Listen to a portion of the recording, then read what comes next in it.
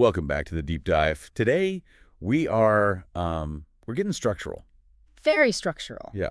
And I don't mean we're looking at the foundation of a building. Actually, wait, no, that is exactly what we're doing. We're looking at the literal keystone of the human body. It's a really fitting metaphor, I think, because if you think about a traditional stone archway, Right. the keystone is that wedge-shaped block at the very top of the arch. It's the piece that takes all the pressure from both sides and just locks the whole thing together. And if you pull it out, the arch just collapses. Completely I collapses. mean, in the human body, for you listening, that wedge isn't in your head or your feet. It is the sacrum. Precisely, the sacrum. So, full disclosure, before we start diving into this medical guide that we've got in front of us, I always just thought of this area as the tailbone. Oh, sure, most people do. Right, just the tailbone, and maybe that flat bit right above the tailbone. Sort of just a couple of fused plates that stop my spine from just dangling there. Just a cap on the end of the pipe. Exactly.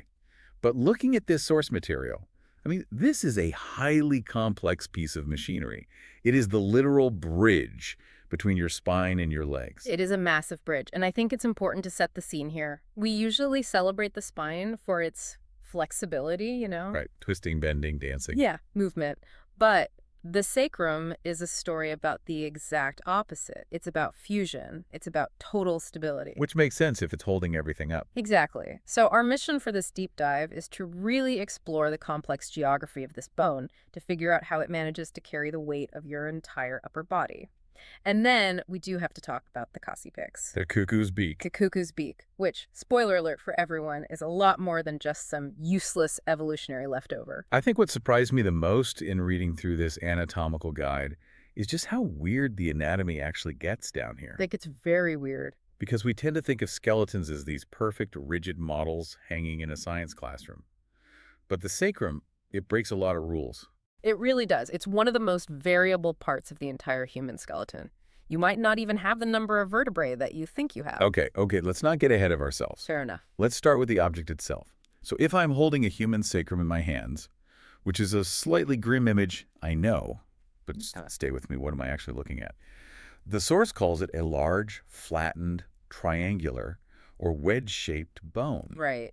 Wedge is really the operative word there. But the very first thing you have to wrap your head around is that this isn't technically one bone. Right. It's a composite. It is formed by the fusion of 5 totally separate sacral vertebrae. So in the rest of your spine, the vertebrae are like a stack of individual blocks, right, with discs in between them so they can move. Yes. But here, Nature just decided that movement was a liability. So to support the pelvic girdle, those 5 blocks, which are labeled S1 through S5, they just melted together into a single solid shield. and it sits at the back of the pelvis. Yep. But it is not straight up and down, is it? No, not at all. And that is crucial for our ability to walk upright. The sacrum is tilted. Tilted forward. Yes, the text specifies that the top part, the base, slopes forward at quite a sharp angle. It's about 30 degrees. 30 degrees. Yeah, and this tilt is what allows it to act as that keystone we mentioned earlier. It takes the downward weight of the torso and transmits it out sideways into the hips. Okay, let's go on a tour. Because this guide breaks the bone down into very specific regions, almost like a geographical map. So let's start right at the top, the base. So the base is essentially the top surface of that first fused vertebra, S1. Okay. And it looks a lot like the top of a standard lumbar vertebra. But there is a very specific landmark here called the promontory. The promontory. It sounds like a cliff overlooking the ocean. That is basically what it is. It is the anterior border, the front edge of the bone, and it juts out right into the pelvic cavity. The text mentioned that obstetricians care a lot about this point. They do because it defines the rear boundary of the pelvic inlet. It's a critical measurement for childbirth. And flanking this cliff, on either side, you have these massive fan-shaped structures. The source calls them alae. Which is just Latin for wings. They do look exactly like wings, but looking at the diagram in the guide, they just look like solid bone. Yeah. Are they purely structural supports? Like flying buttresses on a cathedral? They are structural, yes. They represent the fused rib elements of the spine.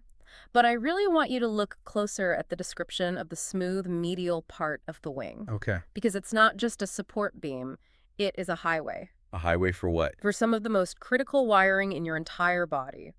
Because of where the sacrum sits, the nerves and blood vessels that need to get from your main spinal cord down to your legs, they have to pass right over these wings. I am looking at the list here in the source. It mentions the lumbosacral trunk. That is a massive bundle of nerves connecting your lower back to your legs. It runs right over that bony wing. And the source mentioned something fascinating about the physical tension there. Right. It says the ventral ramus of the L5 nerve is so tight against the bone that it actually grooves it.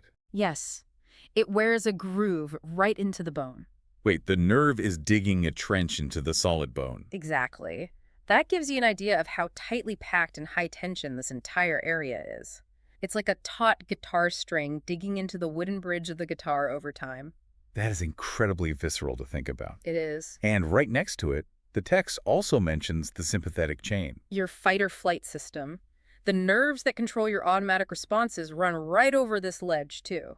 So the wing of the sacrum is essentially this huge high-traffic junction box for your legs and your autonomic nervous system. That is a perfect way to describe it. Okay, so that is the top shelf. Now let's slide down the front face of the bone, the pelvic surface. This is the side that faces your insides. It points toward the rectum and the bladder. Which explains why the source describes it as concave and smooth. Right. You really do not want sharp, bony spikes poking into your colon. It needs to be a smooth, safe bowl for those organs. But even though it is mostly smooth, you could still see where the old vertebrae used to be. The text talks about these four transverse ridges. Think of them like geological strata in a canyon wall, or tree rings. Yeah. Those ridges physically mark the fusion lines where the 5 original vertebrae welded together. They're the ghosts of the spine's past. I love that. And right next to those ghost rings, we have the holes, the foramina. The anterior sacral foramen. There are 4 pairs of them right on the front. I kind of like to think of these as the power outlets for the legs. That is exactly what they are. This is where the ventral rami, the front nerve branches of the sacral nerves, just shoot out. They exit through these holes to go power the pelvic organs and run down your legs. The guide also mentions a specific muscle that attaches right to the front face here, the piriformis. The piriformis is incredibly important. The text describes its attachment as E-shaped, arising from the middle 3 fused vertebrae. Okay. This muscle runs from the front of your sacrum right out through the pelvis to your hip bone. So when I stand here and I rotate my leg outward, I am actually pulling directly on the front of my lower spine. You are. And if that piriformis muscle gets tight or spasms, it can literally strangle the sciatic nerve, which runs right underneath it. Ouch. Yeah, but structurally, it is just anchoring your leg rotation right to the smooth face of the sacrum. All right, now let's flip the bone over. The dorsal surface, the back. This is a totally different landscape, isn't it? It is completely different. If the front is a smooth slide, the back is a jagged mountain range. It's rough, it's irregular, and it's convex. Looking at the diagrams, it looks positively prehistoric. And we have these crests running right down the middle. The median sacral crest. If you reach back and feel the back of your neck or your lower back right now, you feel those bumps under your skin. Yeah. Those are your spinous processes. On the sacrum, those individual bumps have melted together into one continuous, jagged ridge. And what is the point of all that extreme roughness? Why not just make it smooth like the front? Grip.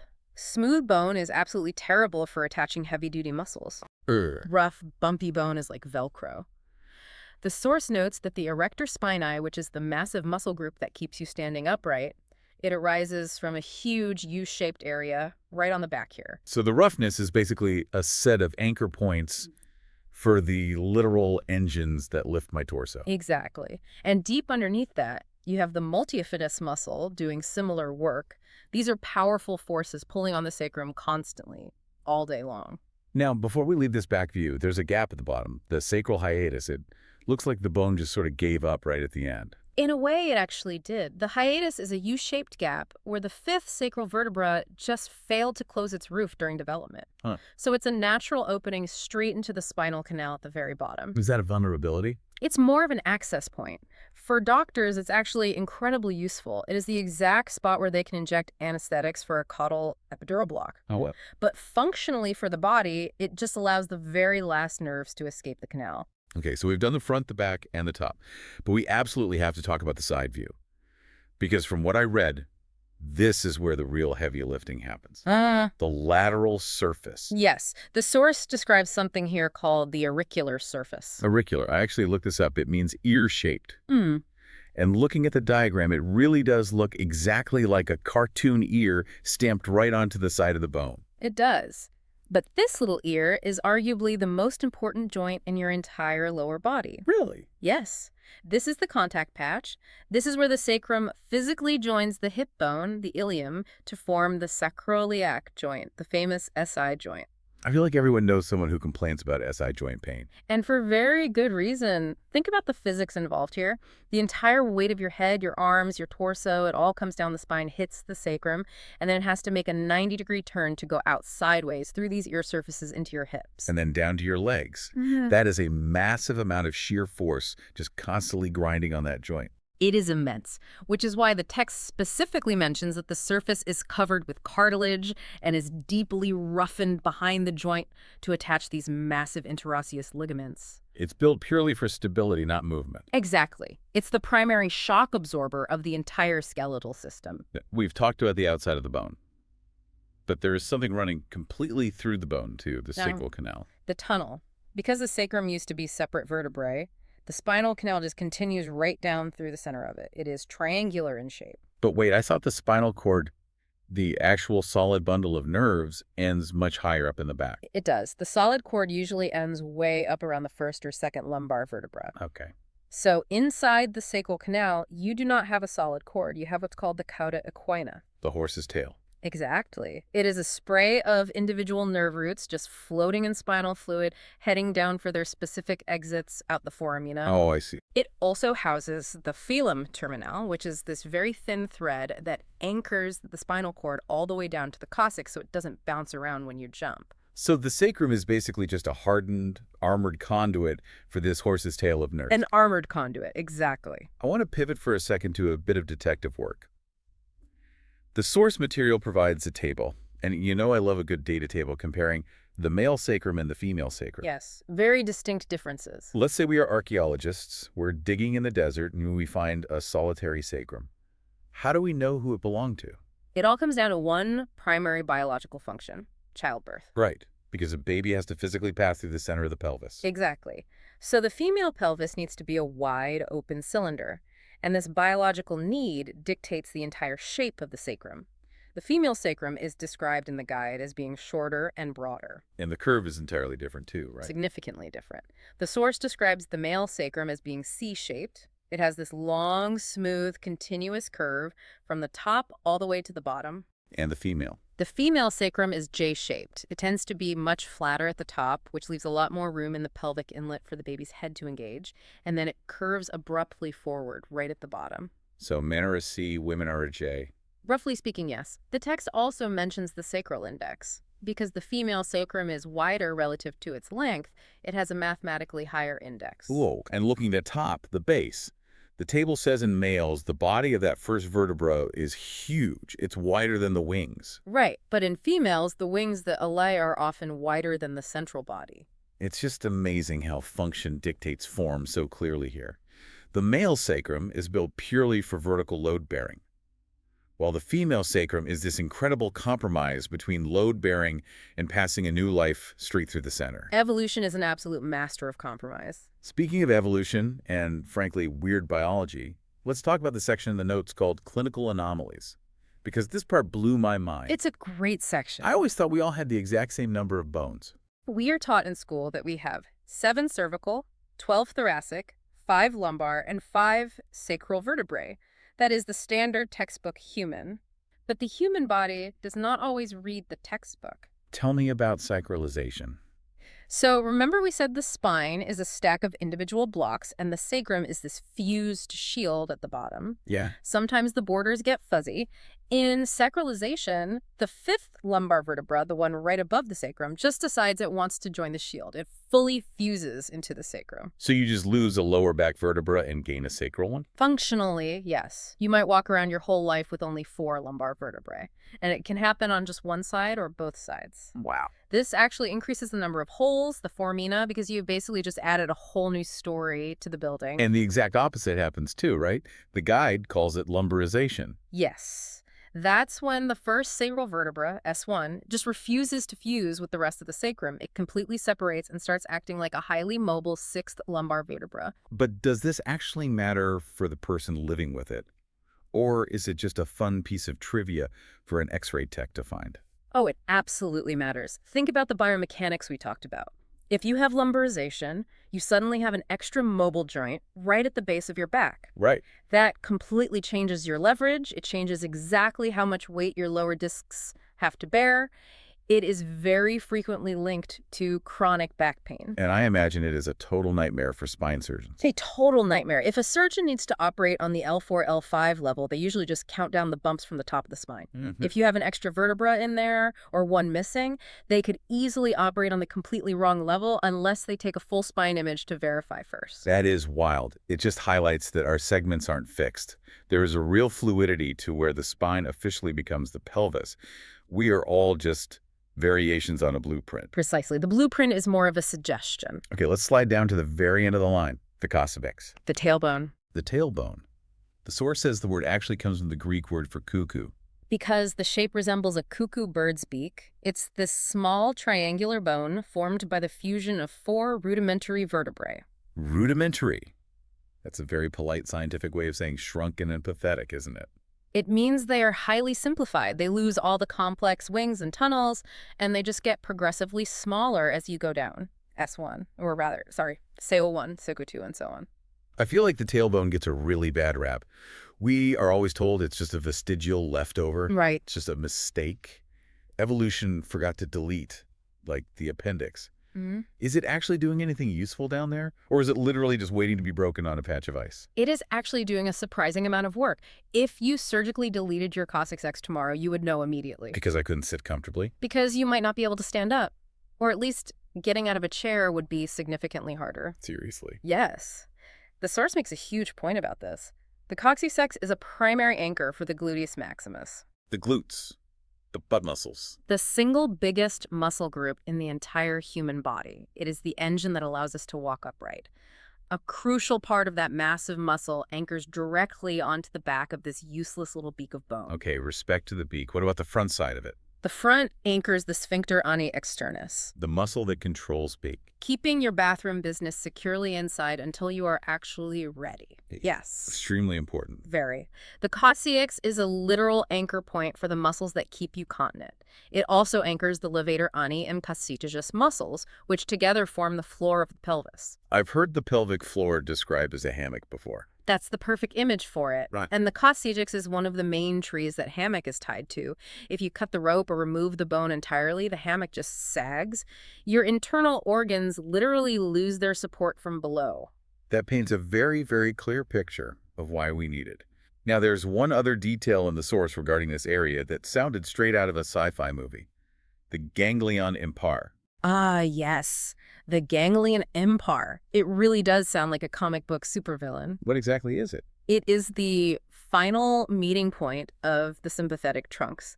You have these 2 nerve chains running down both sides of your spine, controlling your subconscious functions. Right, the fight or flight we talked about earlier. Exactly. They run all the way down the front of the sacrum, and they finally meet. They fuse together into a single knot right in front of the coccyx at the ganglion impar. It's the terminal station. The absolute end of the line for that entire nervous system. Now, unfortunately, because the coccyx sticks out at the bottom, and because it is physically connected to all these vital muscles, when things go wrong here, they really go wrong. They do. The source dedicates time to a clinical condition called coccydynia. Coccydynia, which is essentially just the formal medical term for pain in the coccygeal region. And the cause is almost exactly what you'd expect. The classic slip and fall, landing directly onto the buttocks. What actually happens mechanically when you land hard on it?